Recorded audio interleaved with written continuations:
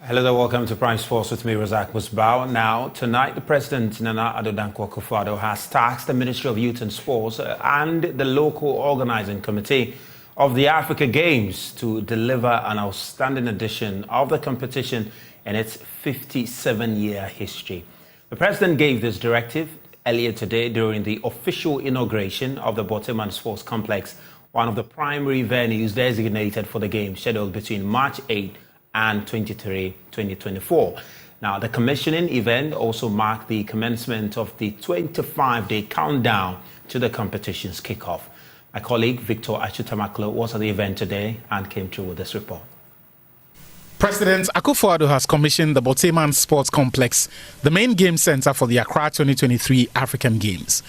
The $145 million facility has inner roofs, a football field, an 8-lane athletics track, a 10-lane swimming pool for competitions, and an extra 10-lane warm-up pool. The facility also has a 1,000-seater dome for indoor games, basketball, badminton, 5 separate courts for tennis, and volleyball courts. Speaking at the event, President Akufo-Addo said the facility was proof of his government's commitment towards sports development. However, we demonstrated commitment and resilience. And when all hope appeared lost, we came up with a brilliant idea of adopting a hybrid approach to hosting the game. That is, using facilities at the University of Ghana, which were under construction, as well as selected facilities we could develop on time here in Borteyman. Our decision to adopt the hybrid method has proven to be a wise one, as facilities, both at the University of Ghana and here in Borteyman, are ready for the hosting of the 13th edition of the Africa Games. Meanwhile, Sports Minister Mustafa Yusuf expressed optimism that the Games will be a catalyst for sports development in Ghana. The forthcoming 13th African Games carries immense significance for our national development and beyond. The trail of the competition, the event serves as a catalyst for progress, growth and development, and the construction of the state-of-the-art facilities in the country not only provide a platform for athletics excellence, but also contribute to the overall infrastructure development, leaving a legacy for generations to come. After Accra 2023, the facility will serve as a center of excellence, nurturing budding talent and providing platform for international competitions. This infrastructural investment also aligns with government's long-term vision of transforming the entire infrastructure here at Borteyman to a university for sports for development. So here is the much talked about aquatic center. It has a 10-lane competitions pool and another 10 for warm-ups. You've seen how good it looks. But purely from the athlete's perspective, just how good is this facility? 14-year-old Rina Ajoko Ajiri, a swimmer in Ghana's national team, shares her experience. The level of water is very efficient and the way of flip turning is very good. Like they have a nice push-off. In the diving blocks, I like the fact that I can adjust it to any level I want, because maybe some swimmers aren't comfortable at the level 1, but I'm comfortable at the level 3. So I like the fact that I'm able to adjust it to a good amount. And the lanes are they're equal, and the line in the middle is very clear. The pool is very clear, so I can swim on the line. I know where I'm going, and I can swim on the line. Yep. Reina is one of Ghana's swimmers currently in the country. Of the 14 swimmers set to represent Ghana at the African Games, only 2 are in the country. The other 12 are expected to arrive in the country by the 25th of February. Daniel Opare, one of Ghana's coaches, says this will not be a problem. Well, some of them are in swimming camps out of the country. They got a swimming scholarship to go there and then study and train at the same time. So we know currently they are training. Those are the universities who are with the university teams over there. So they are all training, and it's not really going to affect most of them. And you know, currently the World Championship is also ongoing at Doha, and some of them are also representing us over there. So we have 3 of the swimmers here at the World Championship. Yeah, so we have Abeku Jackson, we have Unilist Techi, and then Christian Norte, who are currently in Doha representing Ghana for the World Championship. Opare's confidence is shared by Ghana's chef de mission for the African Games, Ernest Danso. They've been using the best facilities that I can say. Cape Coast are the best facilities. I mean, they have attested themselves, the federation coaches and presidents who actually visited the athletes in camp are so excited and happy about the facilities they are using. It might look delayed, but I feel we are ahead of many countries. I speak to fellow CDMs of a country. They haven't been to camp at all. Some of them might not even go to camp before camp, maybe some few weeks or something before. So I think the players can tell you anytime you speak to them that they have the best time so far because they've never had this before in their lifetime. Ready or not, we will all find out when the games begin on March 8th. For Joy Sports, Victor Achutamaklo. Now, tomorrow, February 14, some influential sports journalists in the country will lead a demonstration on the street of Accra to highlight the dwindling fortunes of Ghana football. Now, the demonstration, which is dubbed Save Ghana Football, is scheduled to start at Obra Sports, and with the main aim of highlighting the decline in the fortunes of the country's sports. Now, of course, it's coming on the back of the Black Stars' poor performance at the 2023 Africa Cup of Nations tournament, where the team exited in the group stages, a performance which is a repeat of the previous edition in 2021, and extending the Black Stars' winless streak at the African Cup of Nations to about 11 games. This performance did attract widespread public angst against the Black Stars and the football authorities in the country.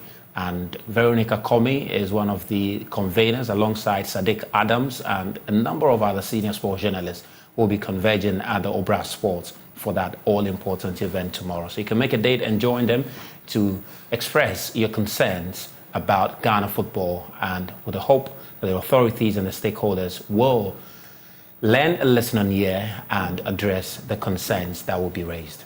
Now, the Kansas City Chiefs football fought back to beat the San Francisco 49ers 25-22 in overtime and win their third Super Bowl in 5 years. But amid all this, an ad dubbed Born to Play that ran during Sunday night's matchup, which sought to promote the league's global recruitment program, has also gone viral. Now, the sport featured an adorable young Ghanaian boy named Kwesi, who loves American football, and after running around Accra playing an imaginary football game with NFL stars, finds himself at a very real NFL recruitment camp. There, the ad suggests Kwesi's hopes and dreams are realized.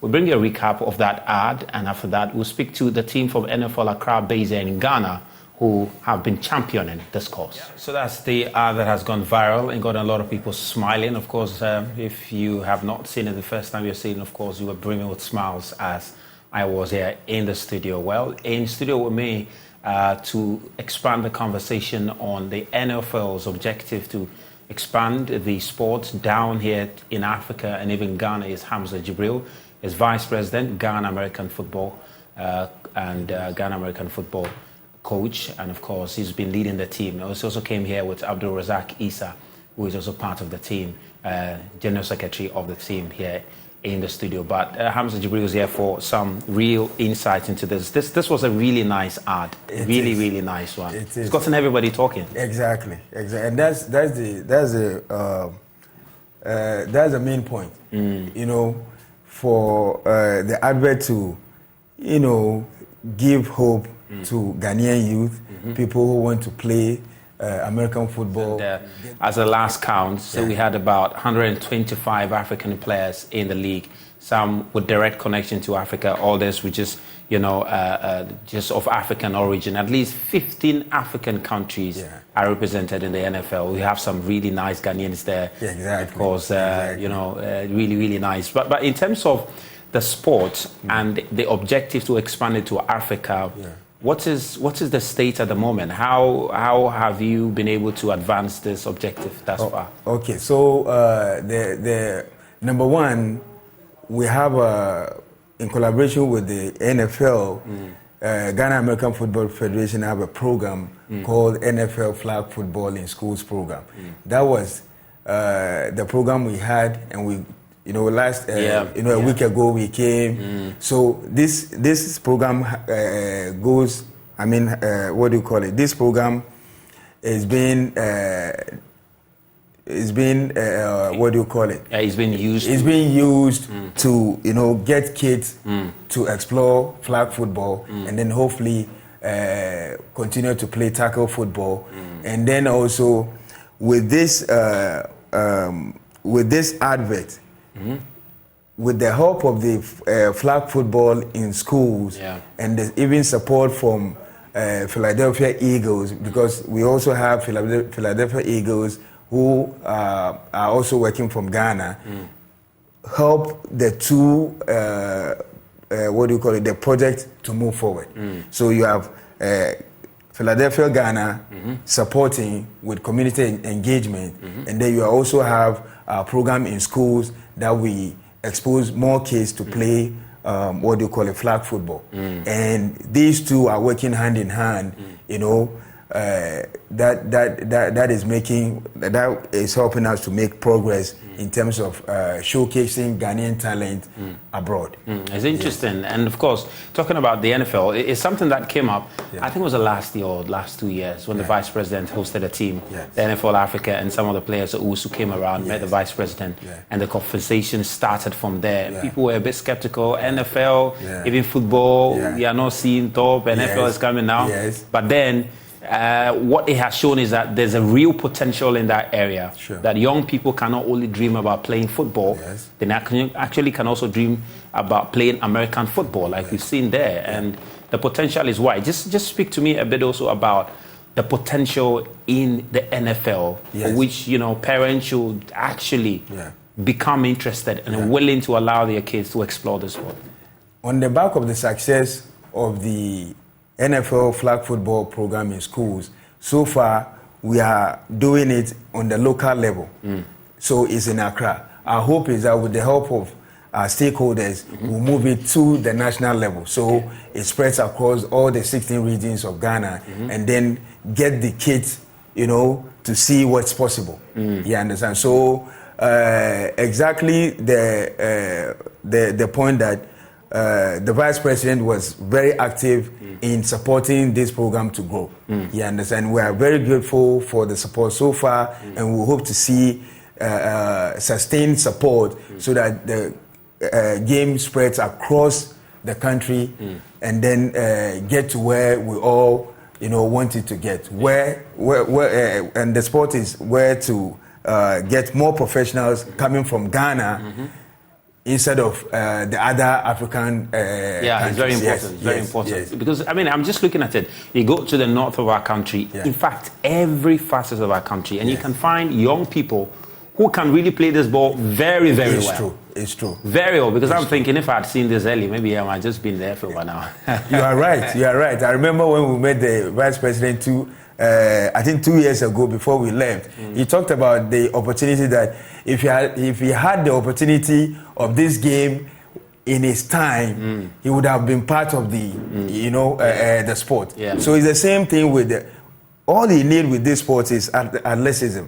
The guy can run, is agile the way. So that's why it even helps our kids. Our kids play soccer. They are smart. They are agile already. So when you show them, a few skills of the flag football program, the flag football skills, they take it away. You understand? So I think it's a very interesting opportunity for Ghana to support the program and then get it to. In someone says get more balls into the hands of the kids. You understand? And I'm telling you, from the 2 years program that we've been on, some of the kids that are playing in the schools also play different sports. But when they are hooked on flag football, they don't want to go back to their former sports again. And so that's how interesting the game is, because whatever your skill is, you can still apply it in flag football in American football. Yeah, it's amazing. And I'm yeah. just seeing on the screen visuals of the watch party you held for the Super Bowl. It was an exciting event. Talk to me about the event you held. How successful was this? Oh, it was very successful. And kudos to Philadelphia Eagles Ghana with the support of their partners. Were able to set up this amazing, watch party at ANC Corner in East Legon. Everybody was there. Very exciting. We were there till, I remember we left there about 4 o'clock. Most of us, because we wanted to see the end of the game. It was a tie, so the game was decided in overtime. Yes. So it was a great opportunity. We hope that this continues to happen every year, and we give a huge shout out to Philadelphia Eagles Ghana for their support and their partners, and also even the NFL, because they all work hand in hand. Yeah, it's amazing. So, of course, you see the Kansas City winning that one there, and we're hoping to see many Ghanaians, maybe in 3-4 years from now, many more Ghanaians making it to the Kansas City and all of that. Yeah, I have one point. There's a Ghanaian in Kansas City. Okay, his name is Eko Boydo, number 40. So, but this I don't think I don't remember whether he was able to feature in these finals. But he's also a very strong, committed player that we want Ghanaian kids to emulate and become somebody or become professionals going into the future. Forward. So what's the plans? Of course, the Super Bowl is over. The NFL flag competition ended. The kids are in the States. They're doing well. They expect to be back. What are the plans for you and your outfit going forward in the next 3 months? All right. So with the program, we're there for a week. We came back. Team Ghana did very well. We played 6 matches. We made it to the semi-finals. We got beaten by Japan. Japan went into the finals and then beat Mexico in the finals. So at least we did better than last year. Okay. So it means that we are improving year after year. So the program continues. The NFL flag program continues. We will start our teachers training in somewhere April, and then the season kicks in. Mostly the season is about 6 months till September, October, and then we have our Accra Championship among the schools. We started with 10 schools in 2022. 2023, we had about 16 schools in the program. This 2024, we're expecting to have about 24 schools, in the program. So it keeps growing year after year. And we hope that